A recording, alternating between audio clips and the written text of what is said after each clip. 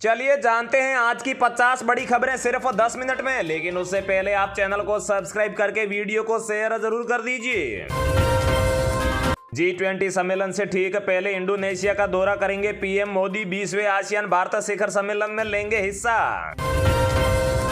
G20 सम्मेलन से पहले 7 सितंबर को भारत आएंगे अमेरिकी राष्ट्रपति जो बाइडेन। पीएम मोदी के साथ द्विपक्षीय बैठक भी करेंगे।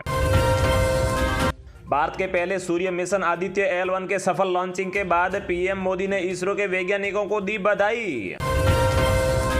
दिल्ली मेट्रो रेल निगम ने तोड़ा अपना ही रिकॉर्ड। दरअसल पिछले महीने 28 अगस्त को दिल्ली मेट्रो में 68 लाख लोगों ने यात्रा की थी, लेकिन इसके अगले ही दिन 29 अगस्त को 70 लाख लोगों ने मेट्रो में सफर कर अपना ही रिकॉर्ड तोड़ डाला।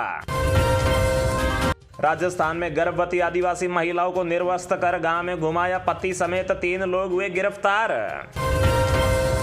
राहुल गांधी ने पीएम मोदी की उतारी नकल, साथ ही में आरएसएस पर कसा तंज। बोले आरएसएस वाले चड्डी पहनाकर लाठी पकड़ा देंगे। चंद्रलोक के बाद मोदी जी को सूरजलोक जाना चाहिए। लालू प्रसाद यादव ने प्रधानमंत्री पर दिया विवादित बयान।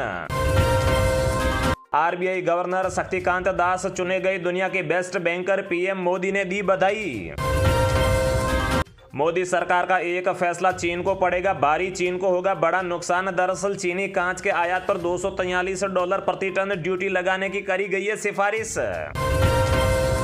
गृह मंत्री अमित शाह का बघेल सरकार पर हमला। बोले प्रदेश को बनाया गांधी परिवार का एटीएम। यूपी समेत 9 राज्यों में बिछाई जाएगी नई रेलवे लाइन। 32,500 करोड़ रुपए हुए जारी। मध्य प्रदेश मुख्यमंत्री की बड़ी घोषणा, अतिथि शिक्षकों का मानदेय होगा दोगुना। साथ ही में शिक्षक भर्ती में 25% की जगह 50% आरक्षण मिलेगा। आरबीआई गवर्नर शक्तिकांत दास ने यूपीआई को लेकर की अहम घोषणा। कीपैड मोबाइल में भी इस्तेमाल किया जा सकेगा यूपीआई। मध्य प्रदेश के सीएम शिवराज सिंह चौहान ने 66 नए दीनदयाल रसोई केंद्रों का शुभारंभ करते हुए किया बड़ा ऐलान। अब मात्र 5 रुपए में मिलेगा भरपेट खाना। शराब ठेकेदारों की हुई बल्ले बल्ले। दिल्ली में 3 दिन के लॉकडाउन के चलते लोग करने लगे हैं शराब को स्टॉक। झाबुआ के पूर्व कलेक्टर सहित 7 को 4 साल की सजा। प्रिंटिंग घोटाले में कोर्ट ने सुनाया फैसला। दिल्ली हाई कोर्ट ने लेस्बियन जोड़े को मिलवाया, दोनों परिवारों को दिया निर्देश, कहा उन्हें अलग ना किया जाए। महाराष्ट्र के जालना में हिंसक हुआ मराठा आंदोलन। पत्थरबाजी लाठीचार्ज में 38 पुलिसकर्मी हुए घायल। G20 समिट के लिए दिल्ली में शिवलिंग के आकार का फव्वारा लगाने पर सियासत में बवाल आ गया है। केजरीवाल के मंत्री बोले ये बहुत ही बड़ा पाप किया है। ओडिशा के पुरी जिले में पुलिस ने 1 करोड़ रुपए की ब्राउन शुगर करी बरामद। 2 लोगों को भी किया गिरफ्तार। संयुक्त सुरक्षा बलों ने मणिपुर के इम्फाल और थोबल जिले से लूटे गए 5 हथियार, 6 गोला बारूद और 7 शक्तिशाली बम किए बरामद।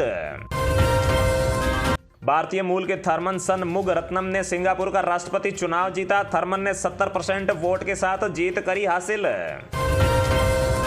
आटा चक्की में करंट फैलने से राजस्थान में एक ही परिवार के 4 लोगों की हुई मौत।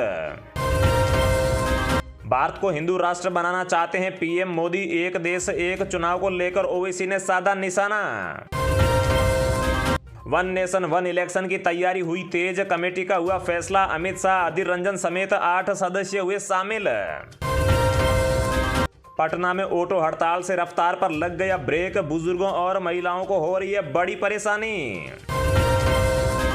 एमपी के सीएम शिवराज की घोषणा पर नहीं हुआ अमल। रसोई गैस के दाम कम नहीं हुए हैं। 1 सिलेंडर 450 रुपए देने की गई थी बात।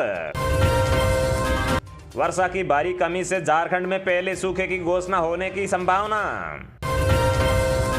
होम लोन की कम इंटरेस्ट रेट वाली स्कीम सितंबर में होगी लॉन्च। प्रधानमंत्री नरेंद्र मोदी ने 15 अगस्त को स्कीम का किया था ऐलान। उत्तर प्रदेश सरकार हर राशन कार्ड धारक का बायोमेट्रिक सत्यापन करेगी। साथ ही में 15 करोड़ लाभार्थियों को ऑनलाइन ई-केवाईसी देने का भी निर्णय लिया गया। घरेलू गैस सिलेंडर के बाद 157 रुपये सस्ता हुआ कमर्शियल गैस सिलेंडर। महीने की 1 तारीख से नए रेट लागू। छोटे दुकानदारों को मिली बड़ी राहत। पाकिस्तान में टूटा महंगाई का महा रिकॉर्ड। पहली बार पेट्रोल डीजल की कीमतें 300 के हुई पार। पेट्रोल की कीमत 305 तो डीजल की कीमत 311 रुपये पहुंची। अडानी मामले पर राहुल गांधी ने पीएम मोदी पर साधा निशाना, जेपीसी जांच करवाने की भी करी मांग। वन नेशन वन इलेक्शन पर आगे बढ़ी मोदी सरकार, पूर्व राष्ट्रपति रामनाथ कोविंद की अध्यक्षता में बनाई कमेटी। गुजरात में काकरापार न्यूक्लियर पावर प्लांट की तीसरी इकाई के शुरू होने पर पीएम मोदी ने दी बधाई, बोले भारत की एक और उपलब्धि। अमेरिका राष्ट्रपति पद के उम्मीदवार भारतवंशी विवेक रामास्वामी ने की पीएम मोदी की तारीफ, कहा मैं उनसे बहुत ही ज्यादा प्रभावित हूं। मोदी सरकार के इस कदम से बढ़ेगी अरब देशों की परेशानी, बताया जा रहा है कि भारत अक्टूबर से अगले 11 महीनों के लिए चीनी निर्यात पर प्रतिबंध लगा सकता है। सरकार ने मनरेगा मजदूरों को दी राहत, बढ़ाई बायोमेट्रिक्स वेरिफिकेशन की समय सीमा। अब मनरेगा में काम करने वाले मजदूर 31 दिसंबर तक आधार का वेरिफिकेशन करा सकेंगे।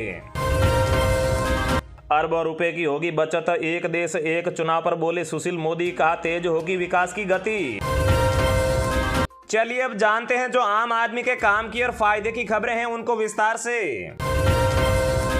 अक्टूबर से हर महिला के अकाउंट में आएंगे 1250 रुपए हर महीने। जी हां दोस्तों, मध्य प्रदेश के मुख्यमंत्री शिवराज सिंह चौहान ने लाडली बहना योजना की शुरुआत मार्च महीने से की थी। अभी हाल ही में शिवराज सिंह चौहान ने एक सम्मेलन में योजना लॉन्च होने के साथ ही हर महीने बहनों को 1000 रुपए देने का भी ऐलान किया था। लेकिन दोस्तों हाल फिलहाल शिवराज सिंह चौहान ने भोपाल में घोषणा किया है कि अक्टूबर महीने से प्रदेश की बहनों को 1250 रुपए हर महीने मिलेंगे। एमपी सीएम ने कहा है कि राखी में बहनों को बड़ी सौगात दी है और साथ ही में इसके अलावा लाडली बहना योजना की किस्त भी बढ़ा दी है। सीएम ने ऐलान किया है कि लाडली बहनों को अब हर महीने 1250 रुपए मिलेंगे और इसके साथ ही जिन बहनों के पास में घर नहीं है उन्हें मकान बनाने के लिए फ्री में प्लॉट भी मिलेगा।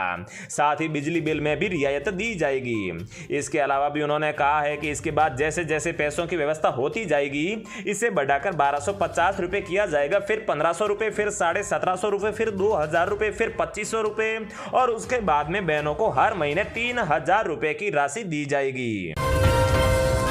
ये दो काम पूरे होंगे तभी आपके अकाउंट में आएगी पीएम किसान सम्मान निधि की 15वीं किस्त। जी हां दोस्तों, अगर आप भी एक पात्र किसान हैं और 15वीं किस्त का इंतजार कर रहे हैं तो आपको कुछ काम पूरे करने होंगे, जिसके बाद ही आपको पीएम किसान सम्मान निधि की 15वीं किस्त के पैसे मिल पाएंगे। तो दोस्तों अगर पहले काम की बात करें तो किसानों को सबसे पहले KYC करवानी होगी। आप इस योजना से जुड़े हुए हैं या फिर पुराने हैं, लेकिन आपको इस योजना के तहत अगली किस्त लेने के लिए KYC करवाना अनिवार्य है। अगर दूसरे काम की बात करें तो आप पीएम किसान योजना से जुड़े हुए हैं तो आपके लिए बहुत ही जरूरी है कि आप लैंड सीडिंग करवा लें। आपको लैंड सीडिंग करवाना अनिवार्य है, इसके बाद ही आपको किस्त का लाभ मिलेगा।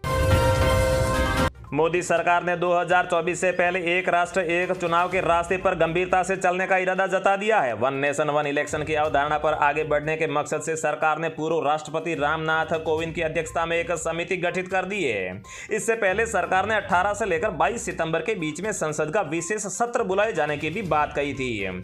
इससे पहले अक्टूबर 2022 में पीएम मोदी ने हरियाणा के सूरजकुंड में आयोजित चिंतन शिविर में एक पुलिस एक वर्दी का भी विचार दिया था। 157 रुपए सस्ता हुआ गैस सिलेंडर, नई रेट हुई लागू। जी हां दोस्तों, महंगाई से जूझ रहे लोगों के लिए महीने के पहले दिन गैस सिलेंडर के दामों में राहत की खबर आई है। सरकारी पेट्रोलियम कंपनियों ने कमर्शियल LPG सिलेंडर के नए रेट जारी कर दिए हैं। इनमें 19 किलो वाला कमर्शियल LPG गैस सिलेंडर 157 रुपए सस्ता हो गया है। यह नई कीमत 1 सितंबर से ही लागू की गई है। चुनावी साल होने से अब लगातार सिलेंडरों की कीमतों में राहत दी जा रही है और कमर्शियल सिलेंडर की बात करें तो जुलाई महीने से सितंबर महीने तक लगातार कमर्शियल उपभोक्ताओं को राहत दी जा रही है। 1 सितंबर को जारी कमर्शियल सिलेंडर की रेट में 157 रुपए की कमी की गई है और अब इस सिलेंडर की कीमत उपभोक्ताओं को 1600 रुपए चुकानी होगी। आम लोगों के बाद अब रसोई गैस के मामले में सरकार ने प्राइवेट कंपनियों को राहत देने का भी फैसला किया है। सरकार ने LPG पर लगने वाली इंपोर्ट ड्यूटी और agriculture infrastructure and development cess को 15% से घटाकर 0 कर दिया है। अब तक केवल सरकारी कंपनियों को इंपोर्ट ड्यूटी पर छूट थी, लेकिन अब प्राइवेट कंपनियों को भी LPG के इंपोर्ट ड्यूटी में छूट दे दी गई है। सरकार के इस फैसले से गैर सरकारी कंपनियों को भी काफी राहत मिलेगी। मणिपुर में एक बार फिर से हिंसा, आपातकाल की घोषणा। जी हां दोस्तों, कुछ दिनों की शांति के बाद में मणिपुर में एक बार फिर से हिंसा भड़क उठी है। कुकी जोगी जनजातियों के एक संयुक्त निकाय इंडिजिनस ट्राइबल लीडर्स फोरम ने आज चूड़ाचांदपुर में जिले की आपातकाल बंद की घोषणा की है। बंद की घोषणा के बाद मणिपुर के कई कुकी बहुल क्षेत्रों पर हमले के बाद की गई है। ITLF ने कहा है कि लोनफाई, गोसाखू, कांगवाई, साथ ही में सुगनू जैसे इलाकों पर हमला हो रहा है और ITLF ने तत्काल प्रभाव से आपातकालीन बंद का आह्वान किया है। चिकित्सा, पुलिस, पानी, बिजली और प्रेस जैसी आपातकाल सेवाओं को भी यहां पर छूट दी जाएगी। तो दोस्तों, रोजाना ऐसी खबरें पाते रहने के लिए चैनल को सब्सक्राइब करके बेल आइकन को जरूर प्रेस कर दीजिए। जय हिंद, वंदे मातरम।